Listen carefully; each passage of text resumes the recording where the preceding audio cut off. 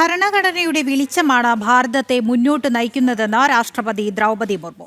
മുത്തലാഖ് നിരോധിച്ചുകൊണ്ട് പെൺമക്കളുടെ സാമൂഹിക നീതി ഉറപ്പാക്കാനായെന്നും ഭരണഘടനാ ദിനത്തിൽ പാർലമെന്റിന്റെ സെൻട്രൽ ഹാളിൽ നടന്ന ചടങ്ങിൽ രാഷ്ട്രപതി പറഞ്ഞു.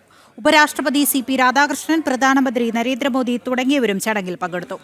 മലയാളം ഉൾപ്പെടെ 9 ഭാഷകളിൽ ഭരണഘടനയുടെ പകർപ്പ് ചടങ്ങിൽ പുറത്തിറക്കി.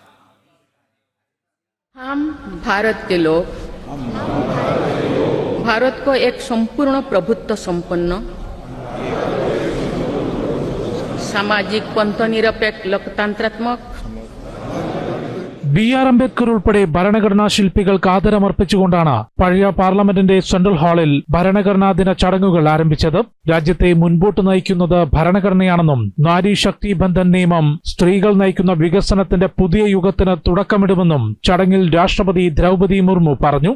മുത്തലാഖ് നിരോധിച്ചുകൊണ്ട് പെൺമക്കളുടെ സാമൂഹിക നീതി ഉറപ്പാക്കാനായി ആർട്ടിക്കിൾ 370 രാജ്യത്തിന്റെ രാഷ്ട്രീയ ഏകീകരണത്തിന് തടസ്സമായിരുന്നുവെന്നും രാഷ്ട്രപതി വ്യക്തമാക്കി. 3 तलाक से जुड़े सामाजिक कुरीति पर अंकुश लगाकर संसद ने हमारी बहनों बेटियों के सशक्तिकरण और सामाजिक न्याय की दिशा में ऐतिहासिक कदम उठाए.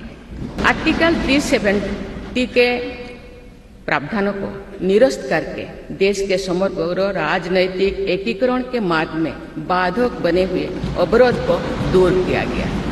മലയാളം, മറാത്തി, നേപ്പാളി, പഞ്ചാബി, ബോഡോ, കശ്മീരി, തെലുങ്ക്, ഒഡിയ, അസാമീസ് എന്നീ 9 ഭാഷകളിലുള്ള ഭരണഘടനയുടെ പകർപ്പ് രാഷ്ട്രപതി ദ്രൗപദി മുർമു ചടങ്ങിൽ പുറത്തിറക്കി.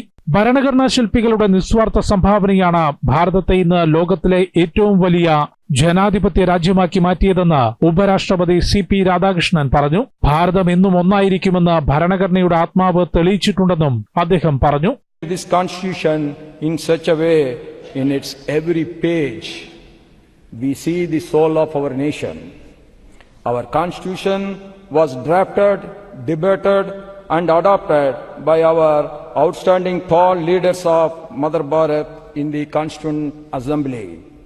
It embodies the collective wisdom, sacrifice and the dreams of millions of our countrymen who fought for freedom.